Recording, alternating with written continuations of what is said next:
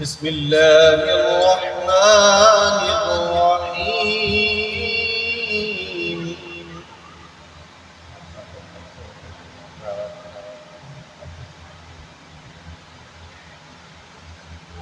ألم نشرح لك صدرك ووضعنا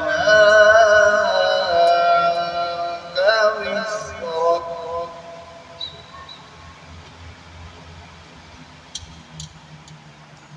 الذي أنقض ظهرك ورفعنا لك ذكرك ألم نشرح لك صدرك ووضعنا عنك وزرك الذي أنقض ظهرك ورفعنا لك ذكرك فإن مع العسر يسرا إن مع العسر يسرا فإذا فرغت فانصب وإلى ربك فارغب وإلى ربك فارغب صدق الله العظيم.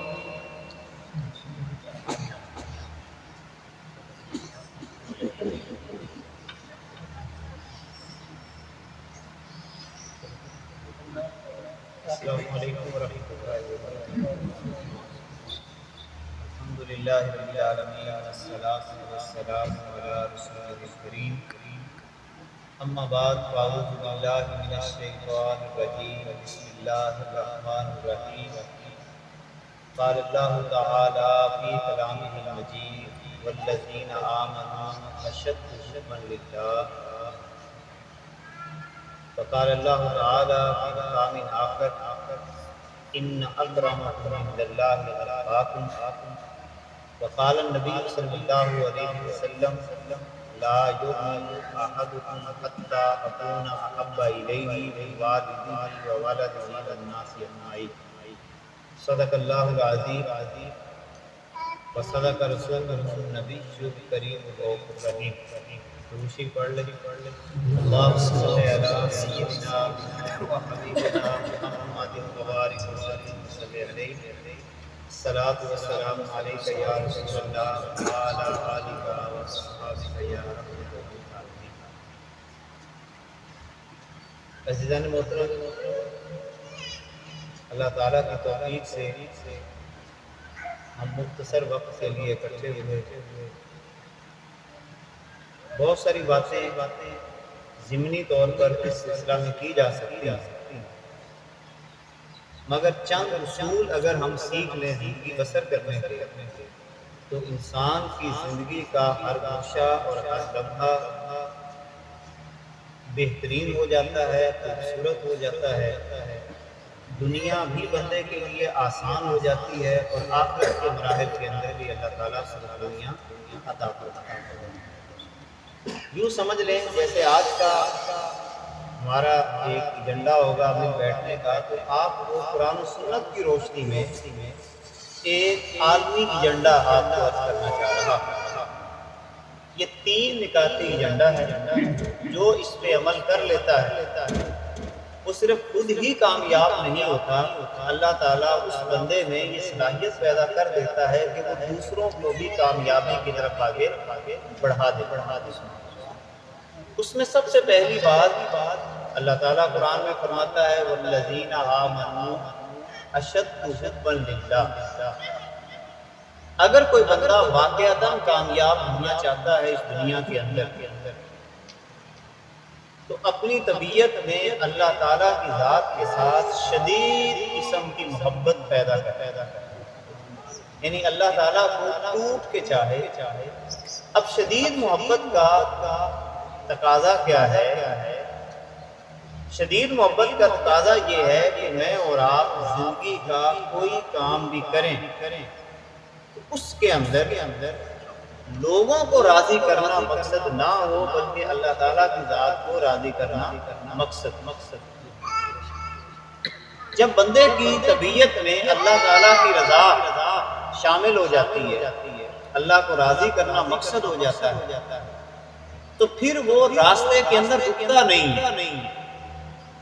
اور اگر خدا نہ خواستہ لوگوں کو راضی کرنا مقصد انسان کا بن جائے تو نقصان یہ ہوتا ہے کہ جہاں پر اسے رد عمل اچھا نہ ملے تو وہ کام چھوڑ دیتا ہے۔ کیوں؟ اس کو لوگوں کی جو رضا ہے وہ حاصل نہیں ہو پا رہی ہوتی، تو لہذا وہ کام چھوڑ دیتا ہے۔ اور جو اللہ کی رضا کے لیے کام کرتا ہے، دنیا کا کوئی بندہ بھی اس سے راضی نہ ہو، کوئی بندہ بھی راضی نہ، مگر اللہ اس سے راضی ہو تو وہ اپنے مشن کو آگے جاری و ساری رکھتا ہے۔ اب اس سلسلہ میں حضور علیہ السلام کا ایک فرمان بڑا زبردست ہے۔ آقا کریم علیہ السلام فرماتے ہیں کہ اے میرے اللہ، مجھے اس بات کی کوئی پرواہ نہیں ہے کہ لوگ میری مخالفت کریں، لوگ میرے راستے میں کانٹے بچھائیں، مجھے صرف اتنی پرواہ ہے کہ تو ایک دفعہ کہہ دے کہ میں محمد سے راضی ہو گیا۔ اس کا مطلب یہ ہے کہ اللہ تعالیٰ کی رضا یہ سب سے بڑا تحفہ ہے کسی بھی بندے کے لیے۔ اور آپ اس کے حیران کن نتائج دیکھیں گے اپنی طبیعت میں، جب میرا اور آپ کا مقصد صرف یہ بن جائے کہ ہمیں اللہ کو راضی کرنا ہے، اللہ سے شدید ترین محبت کرنی ہے، پھر انسان کو زندگی کے ضابطے بناتا ہے۔ جب اللہ تعالیٰ کی محبت پہلے نمبر پر ہو انسان کے ذہن کے اندر، اس محبت کے مقابلے میں کوئی بھی آ جائے، اللہ کے علاوہ کوئی بھی آ جائے، حتیٰ کہ سگے ماں باپ، بہن بھائی، اعزا اقربا، دوست احباب ہی کیوں نہ آ جائیں، پھر ان کو بس پشت ڈالنا ہوگا اور اللہ تعالیٰ کی محبت کو اپنے سینے کے ساتھ لگا۔ اور یہ بات ذہن میں رکھیں کہ جو بندہ اللہ تعالیٰ کی محبت میں آگے بڑھتا ہے اس کے لیے ایک وعدہ بھی کریم آقا صلی اللہ علیہ وسلم فرماتے ہیں، جو بندہ صبح اٹھے وہمہ الدنیا، اور اس کی زندگی کا مقصد صرف دنیا کو راضی کرنا، اور دنیا کو راضی کرنے کے لیے ہر صحیح غلط کام کرتا چلا جا رہا، حضور فرماتے ہیں کہ دنیا پھر بھی اس کو نہیں مل سکے۔ اور ایک سادہ سی بات ہے، دنیا کبھی راضی نہیں۔ یہ ایک اصول اپنی زندگی میں ذہن میں بٹھا لیں، آپ کو کبھی زندگی میں پریشانی نہیں۔ دنیا راضی نہیں ہو سکتی، اس لیے کہ یہ دنیا اللہ سے بھی راضی نہیں۔ اگر یہ اللہ سے راضی ہوتے تو یہ شر کیوں ہوتا، فساد کیوں ہوتا؟ اس کا مطلب یہ ہوا کہ دنیا کو راضی نہیں۔ اور پھر حضور علیہ السلام فرماتے ہیں کہ ومن اصبح وہمہ الآخرہ، جو بندہ صبح اٹھے اور اس کی زندگی کا مقصد یہ ہو کہ میں نے اپنی آخرت کو خوبصورت بنا لیا، اب اس نے دیکھنا ہے کہ میرا یہ عمل مجھے دنیا میں فائدہ دے گا یا آخرت میں فائدہ دے گا۔ اب کتنے ایسے عمل ہیں ہمارے کہ ہم آخرت کی بنیاد پہ نہیں کرتے مگر دنیا کی بنیاد پہ کرتے ہیں۔ حضور فرماتے ہیں جس کا عمل آخرت کی بنیاد پہ ہوگا، بڑے پیارے لفظ ہیں، فرمایا وَأَتَتْهُ الدُّنْيَا وَهِيَ رَاغِمَةٌ، دنیا اس کے قدموں میں ناک رگڑتی ہوئی آتی چلی۔ اب اس سے بڑی بشارت اور کیا ہو سکتی کہ دنیا ناک رگڑتے ہوئے بندے کے قدموں میں آئے۔ تو پہلا اصول اپنی زندگی کا یہ بنائیں، زندگی میں کوئی بھی کام کرنا ہے اس کے اندر صرف اور صرف اللہ تعالیٰ کی رضا کو مد نظر۔ نمبر دو، حضور علیہ السلام کی ذات کے ساتھ غیر مشروط محبت اور غیر مشروط وفاداری، یہ دوسرا نقطہ۔ یہ نہیں دیکھنا کہ مجھے حضور کے کسی عمل پر، کسی قول پر عمل کرنے سے نقصان ہو رہا ہے یا فائدہ ہو رہا ہے، یہ نہیں دیکھنا۔ اللہ کے نبی نے جو کہہ دیا بس وہ کر گزرنا ہے، چاہے ظاہری طور پر انسان کا جو ہے وہ ظاہری طور پر اس کا سر نیچا ہی کیوں نہ ہو۔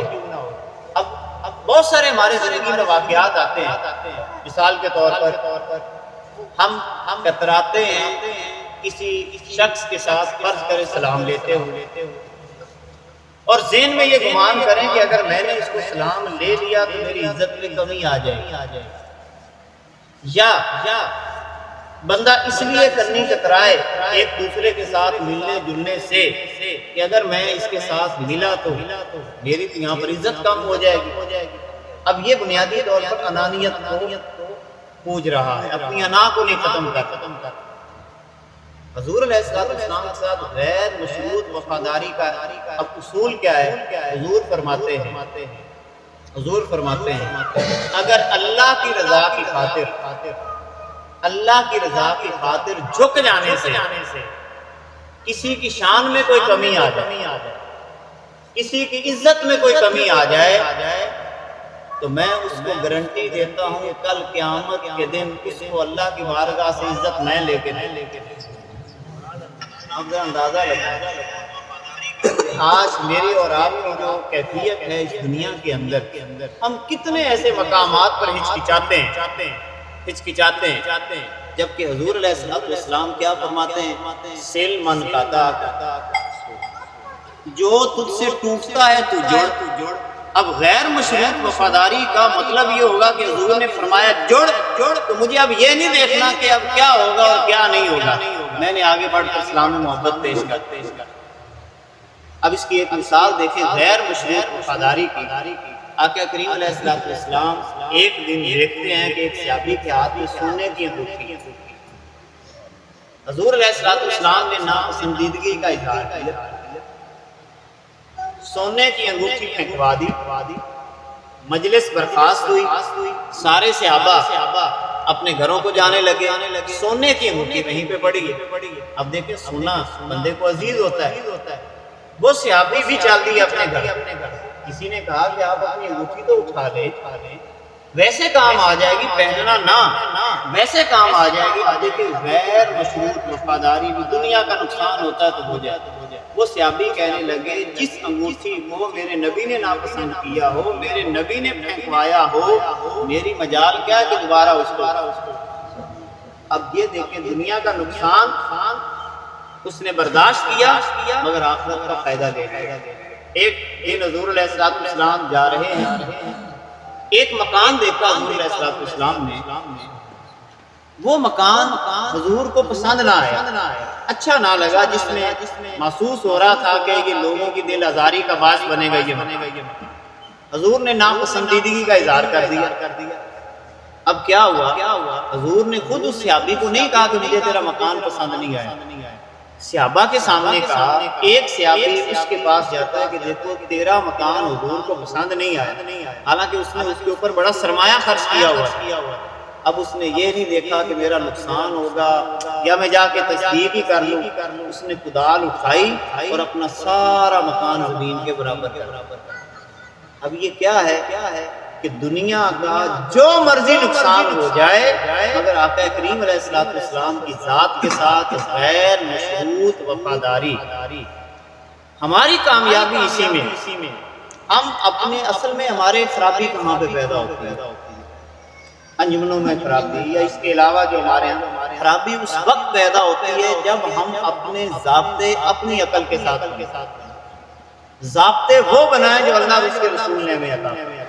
یقین جانے میرا ایمان اور اس بات میں یقین ہے کہ جب بندہ اس انداز کے ساتھ آگے بڑھتا ہے، فطری اس کو انداز کہا جاتا ہے، فطری انداز کے ساتھ آگے بڑھتا ہے تو اللہ تعالیٰ غیب کے خزانوں سے مدد بھی عطا فرماتا ہے، زندگی کے اندر سکون بھی عطا فرما دیتا ہے، اور دنیا اس کو جنت کا نظارہ محسوس ہونے لگ جائے۔ لہذا دو باتیں، نمبر ایک اللہ کی رضا، اللہ سے شدید ترین محبت اپنے سینوں میں پیدا، نمبر دو آقا کریم علیہ السلام کی ذات کے ساتھ غیر مشروط وفاداری، یہ باقاعدہ کرنا، ایک نے باتوں کی آج تک میں نے کہہ دیا آپ نے سن لیا، ایسے نہیں، باقاعدہ عمل کے ساتھ وہ چیز نظر آئے۔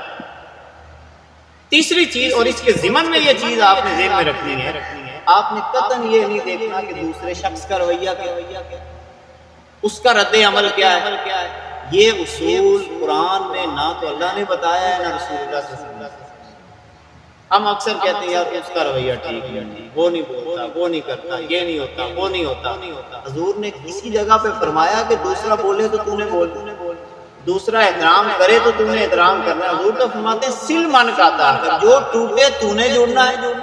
اگلی بات سنیں، حضور کیا فرماتے ہیں، واعفو عمن ظلمک، اس سے بڑے لفظ اور کیا ہو سکتے ہیں، جو تجھ پہ ظلم کرے تو نے اس کو معاف کر۔ اور تیسری بات حضور نے کیا فرمائی، وَأَحْسِنْ إِلَىٰ مَنْ أَسَاءَ إِلَيْكَ، جو تیرے ساتھ برائی کا ارادہ رکھتا ہے یا برائی کرتا ہے، تیرا کام یہ ہے کہ اس کے ساتھ اس نے سلوک کرتے۔ اس کی تشریح بھی خود حضور نے فرمائی، اَن يُؤْتِيَ مَنْ حَرَمَكَ، کہ جو تجھے محروم کرتا ہے تو نے اسے دینا ہے۔ اب یہ وہ بات ہے، جب تک ہماری طبیعت میں عملاً نہیں آئے گی، ہماری زندگی میں سکون نہیں آ سکتا۔ ہم قرآن و سنت کی روشنی میں جب ہم اپنا معیار زندگی تعین کرتے ہیں، میں اکثر نوجوانوں کو یہ کہتا ہوں، ہم رزق کے یا سکون کے وہ ذرائع تلاش کر رہے ہوتے ہیں جو اللہ نے نہیں، مگر وہ ذرائع جو اللہ نے بتائے ہیں یا رسول اللہ نے بتائے ہیں ان کی طرف نہیں جاتے۔ مثلا ایک چھوٹی سی مثال دی، آقا کریم علیہ السلام نے رزق کے اضافے کے حوالے سے یا اللہ تعالیٰ نے جو فرمایا ہے، اور میں نے اس کے اوپر ایک لکھا بھی تھا قرآن و سنت کی روشنی میں کہ 10 اسباب، اس سے زیادہ بھی ہیں مگر 10 اسباب قرآن و سنت کی روشنی میں، ان میں ایک یہ ہے کہ جب بندہ تقوی کی زندگی بسر کرتا ہے اس کو کہیں جانے کی ضرورت نہیں ہے، اللہ تعالیٰ آسمان اور زمین سے رزق کے سارے دروازے اس کے لیے کھول دیے۔ کتنا آسان سا فارمولہ، متقی بندہ بن جائے، اللہ کے سارے خزانوں کا منہ اس کی طرف ہو جائے۔ اور پھر حضور علیہ السلام کتنا پیارا نسخہ ہمیں عطا فرما رہے ہیں، ایک ہی نسخہ، نہ کوئی وظیفے کرنے کی ضرورت ہے، نہ چلے کرنے کی ضرورت ہے۔ حضور فرماتے ہیں صرف ایک کام کرو، صلہ رحمی کرو، رشتہ داروں کے ساتھ جڑ کے رہو، نفرتیں ختم کرو، اللہ تمہیں وہاں سے، اب یہ لفظ میں، اللہ تمہیں وہاں سے دے گا جہاں سے وہم و گمان بھی، یعنی بندے کو پتا ہونا کہ یہاں سے آنا ہے، یہ میری دکان ہے، یہ سورس ہے، یہ سورس ہے، یہ سورس ہے۔ اور یہ ساری باتیں میں تو اوپر سے تو نہیں کہہ رہا، تجربہ بھی ہے، مشاہدہ بھی ہے۔ جب سے یہ عمل اپنایا ہے، الحمدللہ الحمدللہ، اللہ تعالیٰ نے اتنا نوازا ہے کہ وہم و گمان سے بھی چیز باہر، وہم و گمان سے بھی باہر ہوتا ہے کہ وہ کس انداز کے ساتھ نواز دے۔ خدارا یہ عارضی سی زندگی، اس کو نفرتوں میں ختم نہ، نفرتوں میں یہ زندگی نہ گزار کے جائیں، محبتیں بانٹیں، محبت کی بات کریں۔ اور آخری بات جو میں آپ سے عرض کرنا چاہ رہا ہوں، تیسری بات وہ ہے، قرآن نے اصول یہ بیان کیا، ان اکرمکم عند اللہ اتقاکم، عزت دینی کس کو؟ اب یہ بڑی پرابلم ہے، ہم عزت دیتے ہیں جس کا کوئی دنیا کا سٹیٹس، دنیا کا معیار ہو، جس کے پاس پیسہ ہو، قطعاً یہ رویے نہ، محبت سب کو دیں، امیر کو بھی، غریب کو، یہ ہمارے فرائض میں شامل۔ بڑوں کا احترام کرنا ہے، اس کا کردار جیسا بھی، چھوٹوں پہ شفقت کرنی ہے، انداز جیسا بھی۔ محبت سب کو دینی ہے، چور ہو، ظالم ہو، ڈکیٹ ہو، ہمارے فرائض میں شامل ہے۔ ایز اے انسانیت ہم نے ان کو محبت فراہم کرنی ہے تاکہ وہ بھی دین کی۔ لیکن جو پروٹوکولز ہیں وہ کس کو دینے ہیں، وہ اللہ تعالیٰ قرآن میں 2 آیات میں صرف آپ کے سامنے عرض کروں گا۔ فرمایا اس کائنات کے اندر عزت یا تو اللہ کی ہے، یا پھر عزت رسول اللہ کی ہے، یا پھر عزت بندہ مومن۔ ان اکرمکم عند اللہ اتقاکم، جو تم میں سب سے زیادہ متقی ہے، سب سے زیادہ اللہ کی بارگاہ میں عزت اس کی ہے، تو عزت اس کی کریں جس کی اللہ کی بارگاہ میں عزت۔ یہ معیار، اس کو کہا جاتا ہے بے نیازی۔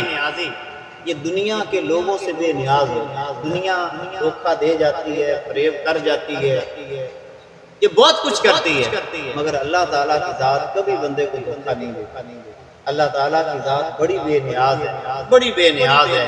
اس حوالے سے یہ 3 اصول جب آپ اور میں اپنی زندگی کے مشن میں رکھیں گے تو ہمارا ایک مشن نہیں، اللہ تعالیٰ اس کے سرز کے سارے مشن کامیاب اور ہر بندہ اپنی اپنی جگہ پہ اس کو باقاعدہ طور پر اپنی زندگی کا حصہ بنائے۔ اور یہ آخری بات میں اس کا نچوڑ یہ بیان کروں کہ جو ہم نے بوجھ اٹھائے ہوئے ہیں نا اپنے ذہنوں پہ، ان کو اتار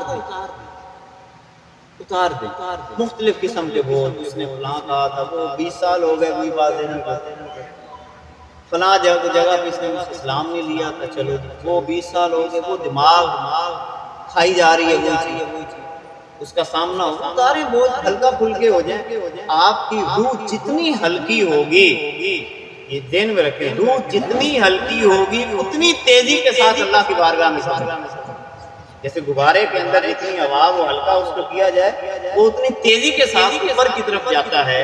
اسی لیے علامہ اقبال نے کہا تھا نا، اے طائر لاہوتی، اس رزق سے موت اچھی جس رزق سے آتی ہو پرواز میں کو۔ اس رزق سے کھانا پینا صرف مراد نہیں ہے، اس سے دل کا گندا ہونا بھی ہے، حسد بھی ہے، کینہ بھی ہے، بغض بھی ہے۔ اس سینے کے اندر جو دوسروں کے بارے میں مختلف قسم کے بوجھ ہم نے اٹھائے ہوئے ہیں، یہ وہ بوجھ ہیں جو ہماری پرواز میں کمی لاتے ہیں۔ اور جب بندہ اس بالکل آزاد ہو جاتا ہے، وہ اللہ تعالیٰ کے جلووں میں ہوتا ہے، اس کے مشاہدوں میں ہوتا ہے، اور اللہ تعالیٰ کا وعدہ ہے پھر میرا بندہ جو دل میں خواہش کرتا ہے میں اس کی پورا کرتا ہوں۔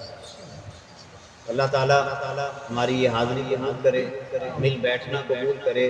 بہت ساری اس سلسلہ میں تربیتی باتیں ہو سکتی ہیں جزوی سطح پر، لیکن میں نے ایک قانون اور ضابطہ آپ کے سامنے پیش کر دیا ہے، اسی قانون کو پیش نظر رکھتے ہوئے اپنی زندگی کے لمحات کو آگے بڑھائیں۔ انشاءاللہ تعالیٰ ہمیں کامیابی بھی ہوگی، کامرانی بھی ہوگی، اور خاص طور پر جیسے ابھی میں نے جمعہ کا ایک خاص سلسلہ شروع کیا ہے کہ اور بڑا اہم ہے، جو ہمارے آج کے اس موضوع کے خاص جس کے اندر ہمارے فوتیدگیوں کے موقع آتے ہیں، تو اللہ تعالیٰ اس کے اوپر ہمیں بھی اور سب کو عمل کی توفیق دے۔ تو آپ میں سے اگر ممکن ہو سکے یہ آگے والے 2-3 جمعے جو ہیں مدہ میں اگر پڑھ لیں تو اس میں میت یعنی موت کے لمحات سے پہلے ہمیں کیا کرنا ہے، جو شریعت ہماری رہنمائی کرتی ہے۔ تیمارداری کا مسئلہ ہے، مریض کے ساتھ اس نے سلوک کا مسئلہ ہے، یا مریض کے پاس باتیں کیسی کرنی ہیں، ایک شخص کو موت کے لمحات سے گزر رہا ہے تو بیٹھے ہوئے لوگوں کا رویہ کیسا ہونا چاہیے، اور مرنے کے بعد جو چیزیں شریعت اسلامیہ نے ہمیں بیان کی ہیں وہ کن مرحلوں سے گزر کر ہم نے آگے جانا ہے، اور یقین جانے ہم صرف اسی کو فوکس کر لیں تو انشاءاللہ ہمارے یہ مسئلے خود بہت سارے حل ہو سکتے ہیں۔ اللہ تعالیٰ عمل کی توفیق عطا فرمائے۔ پوری ٹیم کو جو اس سلسلہ میں محنت کرتی ہے، دیکھیں ہر بندہ اپنی وسعت کے مطابق بھرپور، یہ محنت ہی ہے نا، ایک ذہن میں بات آئی، محنت ہو رہی ہے، اور اسی کے صدقے آہستہ آہستہ اللہ تعالیٰ اس میں برکت ڈالتا چلا جائے گا۔ اللہ تعالیٰ ان تمام دوست احباب بھائیوں کی، بزرگوں کی، آپ سب کی جو یہاں پہ محبت سے شامل ہوئے، سب کی کوشش اور کاوش کو اپنی بارگاہ میں قبول فرمائے، دل بیٹھنا قبول فرمائے۔ اللہ ہم سب کو اسی انداز میں، جیسے میں اکثر کہا کرتا ہوں کہ ایک ایسا موقع بھی آیا ہے کہ پوری برادری ہماری مدینہ منورہ میں اکٹھی بیٹھی، دل کی خواہش بھی ہے، دل کی تڑپ بھی ہے، اور ایسا کوئی اللہ تعالیٰ کو سین لائے کہ ہم سب وہاں پر جس طرح یہاں پر بیٹھے ہیں روزہ رسول کے سامنے بھی اکٹھے بیٹھے ہیں۔ وآخر دعوانا ان الحمد للہ رب العالمین۔ بسم اللہ الرحمن الرحیم۔ اللہم صلی علی سیدنا و حبیبنا محمد مبارک وسلم صلی علیہ۔ یا اللہ تیرا شکر ہے، یا اللہ تیرا شکر ہے، تو نے نیک مقصد کے لیے ہمیں اکٹھے کیا۔ اے پیارے اللہ رحیم، تیرا شکر ہے، تو نے صلہ رحمی کے ایمان پہ ہمیں اکٹھا کیا۔ اے اللہ اس کی تیرا شکریہ ادا کیا۔